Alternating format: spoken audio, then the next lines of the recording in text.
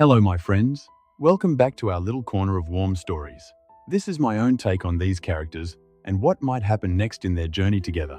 You know what's beautiful about love? It isn't the big gifts.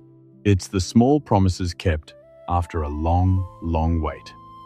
Let me tell you about James and Diep. 2 years ago, they were strangers. Then life brought them together. He was a man carrying quiet burdens. She was a woman who didn't think she deserved good things. And little Nee?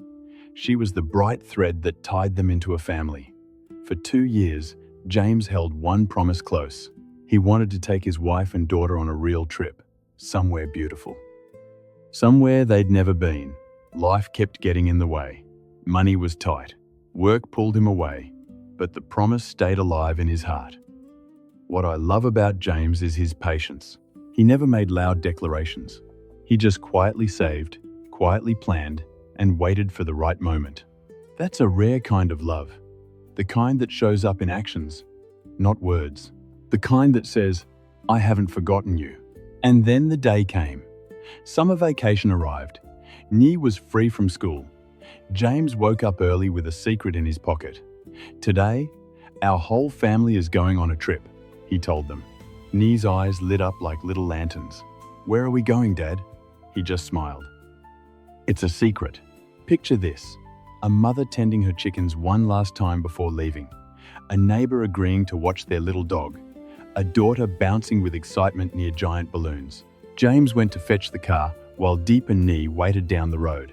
Simple moments, but they were everything. The drive was about 100 kilometers, not too far. Diep looked out the window, curious, unable to guess where they were headed. "If you're tired, you can sleep," James said gently. But who could sleep when the sky looked like a painting? Then they arrived. The Na Hang hydroelectric power plant in Tu Yen Kuang. The water was the deepest, clearest blue. "It looks like a painting," Nee whispered. James explained how the great dam held back the water, how it spun the wheels, how it brought light to whole villages. Nee's mouth fell open. "Electricity runs on water? I just found out now." But here's what nobody saw coming. This trip wasn't just about pretty scenery. James had been planning every single detail for weeks. He'd called ahead, he'd booked something special, and he hadn't told Diep a thing. They drove on to one of the most famous spots in the region. Mountains everywhere, fruit trees heavy with sweetness.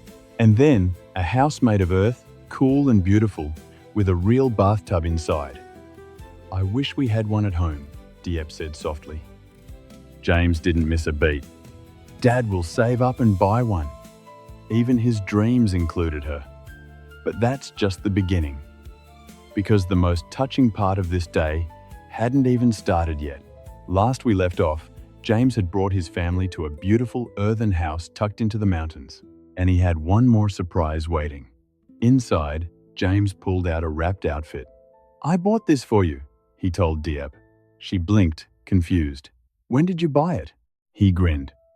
"During my business trip, I thought it would suit you."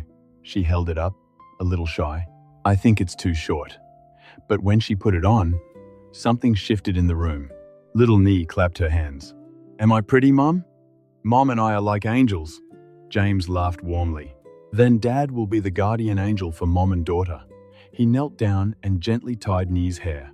A father's hands, rough from work, doing the softest task in the world. Here's what touches me about this. James isn't a wealthy man. He's someone who works hard and worries about debts. But on this day, he chose to make his girls feel like royalty. That's not spending money, that's spending love. Then came the meal. A table covered in clean, beautiful dishes. Before anyone touched a bite, the family bowed their heads. "Thank God for giving us more. Please grant us abundant health." A simple prayer. A family grateful for what they had. They toasted with light drinks. Nee sipped her Fanta. James leaned closer to his wife and daughter, wanting to be near them. And then Diep said something that made the whole table go quiet. "Thank you, James. Your presence has changed my life." "I never thought I'd see places like this." Her voice trembled. "I'm not perfect like other girls. My family is difficult, but I'll try my best to become a wonderful wife for you." Tears welled in her eyes. Nee noticed first. Mom's crying again. James reached over gently. These are tears of happiness. And then, something beautiful happened. James answered her with his own promise. You've changed me too. For the rest of my life, let me be by your side, taking care of you and our child. No fancy words, just a man laying his whole heart on the table. Nee looked between her parents, her little heart full. Dad cooks well too, and so does Mom, she announced, breaking the tears into laughter. The whole family ate together, passing the best pieces of food to one another, the way real families do. The afternoon drifted on. A gentle breeze, sweet fruit, a daughter eating 2 bowls of rice, a husband and wife finally living the day they'd dreamed about for 2 long years. The sun began to soften over the mountains. The family sat together, full and happy, but James grew a little quiet. There was one more thing on his heart he hadn't said yet. It's so nice and breezy, James, Diep said, leaning back. Thank you for taking us out today. She meant every word. James looked at her, then at Nee, and felt the weight of 2 years finally lifting. This is a promise I made to you a long time ago, he said, and only now have I been able to keep it. But love and life don't always come easy. James had a confession. The car they were riding in, the one that had carried them on this beautiful day, held a secret of its own. After we return, he said quietly, I'll sell this car to gather the rest of the money and pay off Mr. Hohen's debt. His voice caught. This car has been with me a very long time. It's an unforgettable memory, but I can't keep it anymore. Here's the thing about real love. It doesn't run when things get hard.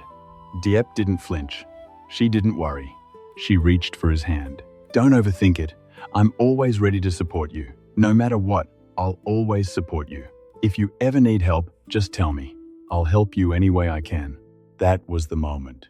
Not the beautiful scenery. Not the fancy meal. This. A woman telling her husband that his burdens were now her burdens too. Help your father first, she added gently. You'll get the car back later. What matters now is comforting him and solving the difficulties together. This is the part that gives me hope. James spent the whole day trying to give his family the world, and in the end, it was Diep who gave him the greatest gift of all. Her unshakable loyalty, her quiet strength, proof that he wasn't carrying anything alone anymore. As the day closed, Nee smiled up at them both. I had so much fun, Dad. I've never been anywhere like this in my whole life. James pulled them both close. The trip was over, but something deeper had just begun. A promise kept, a burden shared, a family stronger than the day before. But the most beautiful moment is still ahead, because what James and Diep build next, through their struggles and their love, is the kind of story that will warm your heart for a long, long time.